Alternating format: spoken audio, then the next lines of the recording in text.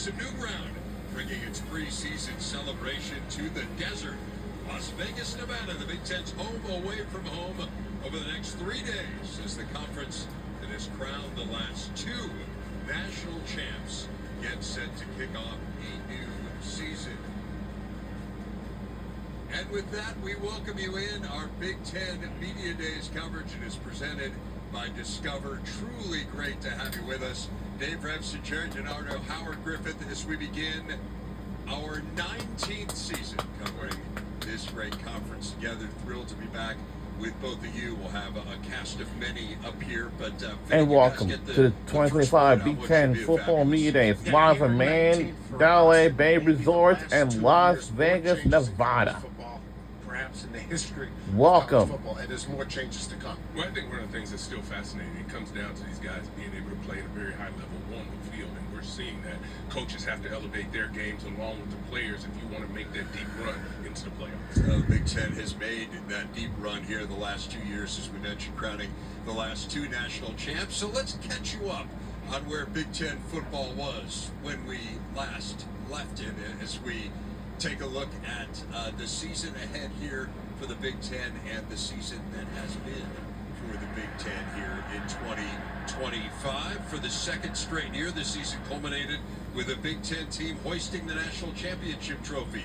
Ohio State capturing the first ever 12-team playoff, topping Tennessee, Oregon, Texas, and Notre Dame. The Buckeyes beat 6 top 10 teams, the second most in the history of college football, en route to their 9th national title. The Big Ten had 3 other playoff teams. Oregon, which spent much of the year at number 1 and won the Big Ten title in its first season in the conference. Penn State, which made the CFP for the first time ever and won 2 playoff games. And Indiana, which turned in a shocking season in Curt Cignetti's first year at the helm of the Hoosiers. Overall, it was a highly successful postseason for the Big Ten. 11 wins in total, most of any conference. Of those 11 victories, 5 of them came against the SEC, with the conference going 5-1 against its primary rival. And so, guys, 2 straight national titles for the Big Ten. I think it's inarguable that the Big Ten is at the best point that it has been in the 19 years that we have been on the air.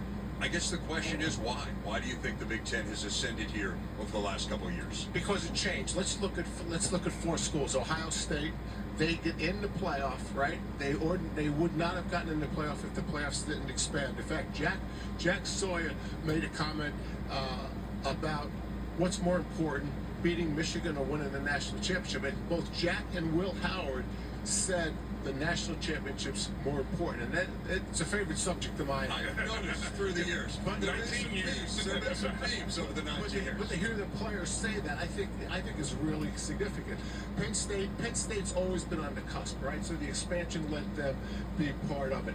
Oregon, why Big Ten team? Well, expansion. They've only been a Big Ten team 1 year. And the last one I would say is Indiana. Even though there was a bias against Indiana by the committee, they got into the playoffs. They had an incredible season with Coach Cignetti running it. So to me, every one of those examples, those 4 examples, are only because there's been change in college football. I think the other thing that's really been huge, and I'm talking about Michigan and Ohio State in this particular instance, the rosters. Not necessarily people want to talk about the money that was invested in those rosters. But here's what the people need to look at. It's the veteran leadership that they had on those teams. You look at Michigan, you look at Ohio State, those teams that won championships. They were veteran teams that were led by those veterans out there. So yes, they had some issues, some things they wanted to get through, but I believe because of leadership on the field, in the locker room, was the reason that we were able to make that next step.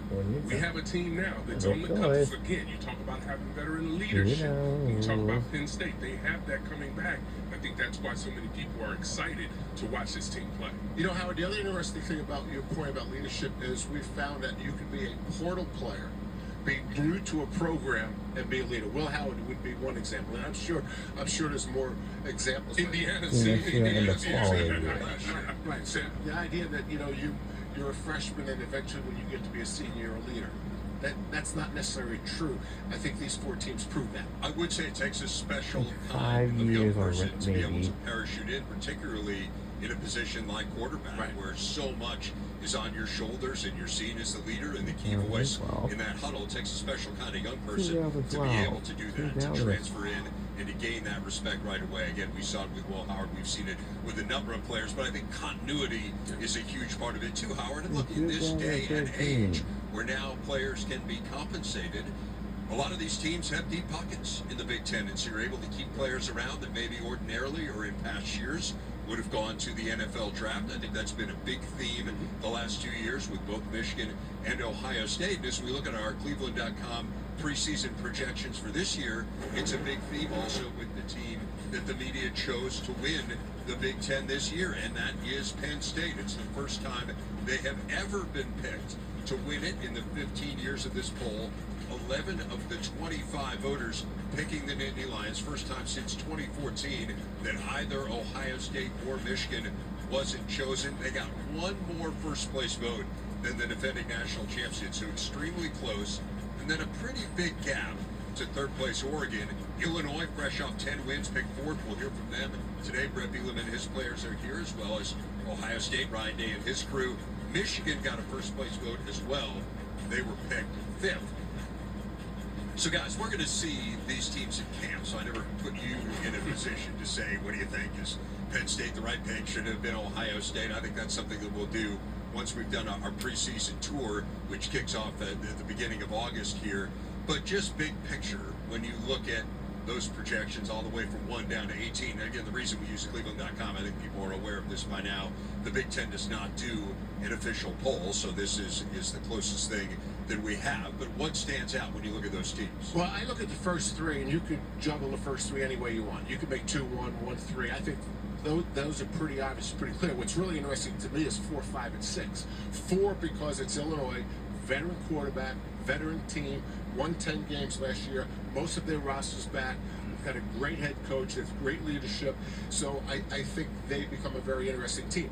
Michigan, what Sharon Moore did at the end of the season was incredible. First-year head coach, an offense that really struggled, and he kept that team together and motivated that team to finish really strong. And then the last one, Indiana. I mean, isn't one of the biggest stories in college football is what does it look like under Kurt Cignetti in year 2? Yeah, and I think it's important to take a look at that. And I think when we heard from Coach Cignetti today, he talked about just that very fact that we have to erase what happened last year. That's great, but now we have to go out and really focus and really get ready for this year.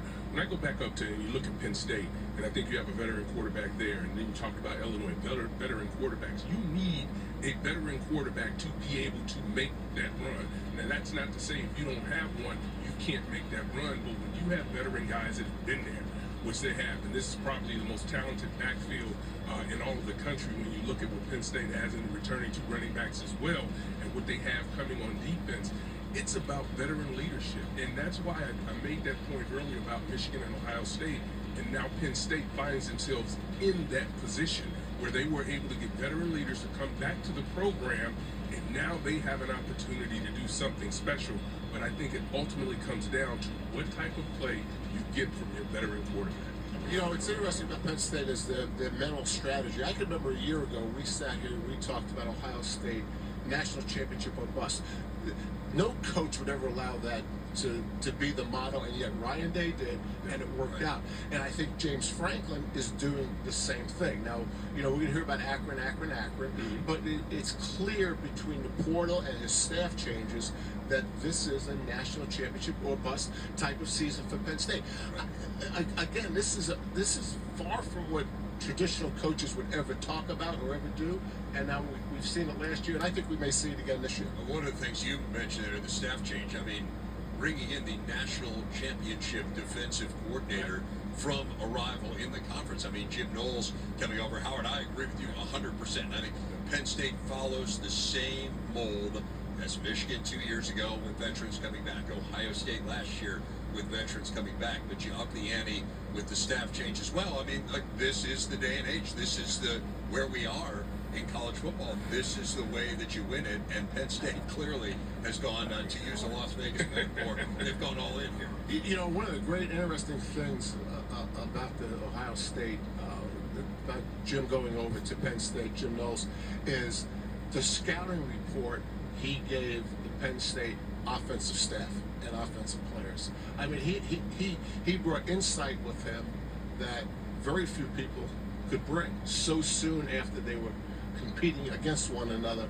He gives them a scouting report on how he saw the offense. Yeah, I think it's also one of the things we've heard a lot, particularly from Coach Franklin, is the alignment, the synergy that they have from the top at Penn State all the way through athletics. That's been important. I think you can make the argument that same alignment was in place at Ohio State and Michigan, to be able to have everyone on the same page for us to go out and compete for the title. That means, you know, whether it's NIL, whether it's how we divvy up the money.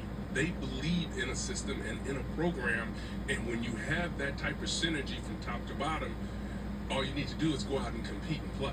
Yeah, to your point, James kind of, when he said that, he was saying national championship. Yeah, yes. Because he insinuated there hadn't been alignment. Yes, that's what that means. He wouldn't have made the point that there was alignment if there had been alignment in the past. And it sounds like between all the coaching changes he made, all the portal, he thinks this is national championship or bust. But we don't expect him to say it. No, I don't think Yeah, we that, all that is not in character for James.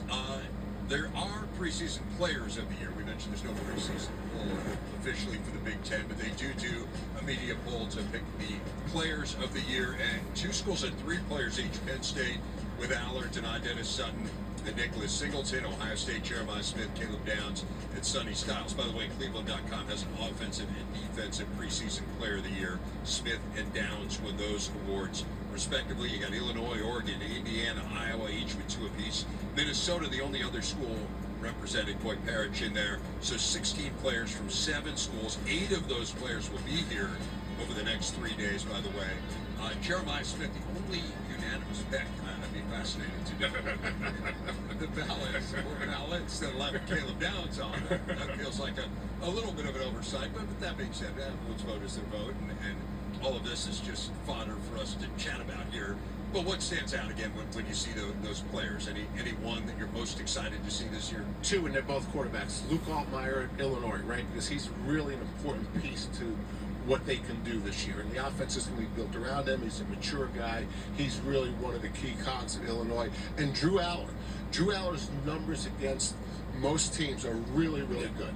And against the best teams, like anybody, they're not as good. And so for me to say to Drew Allard, if I'm a defensive coach, can he beat us, is going to be a big question and a big answer for Drew Allard and Penn State. Can their quarterback beat us on defense? I think you're absolutely right. When you talk about the quarterbacks, to me, that's probably the biggest story. But you mentioned Caleb Downs, right? We're talking about Caleb Downs, a player that has to play another year in college football. This guy would be a first rounder last year. And being in a new system, sure, it's going to tweak a little bit, but we talked about his ability to trigger against the run. We talked about his ability to get everyone lined up and in the right position. How will he continue to grow? That's what's interesting to me. Some of these great players that are at Ohio State, how do they continue to grow? Jeremiah Smith being one of them, to continue to become leaders, but also work on their skill set. How about the early teams that are playing against Penn State? Are they gonna get ready for this rover defense that they ran last year at Ohio State? Right. Does Jim Knowles bring that with him? You know, you need a guy like Styles to do it, but it'll be interesting. You have to prep for that scheme. Yeah. Again, lots of interesting questions to talk about, and the beauty of it is we have hours upon hours over the next 3 days to do. We got 6 teams here today. We will hear from the head coach and the players of all 6 of those teams. 6 tomorrow, 6 on Thursday. We've got lots more people to hear from, as well as our esteemed panel makes its way up here, as we will hear from Ashley Adamson, Yogi Roth, and Jake Butt next. Preview 3 of the teams that we are set to hear from today, including the defending national champs. Keep it here on our Football Media Days coverage.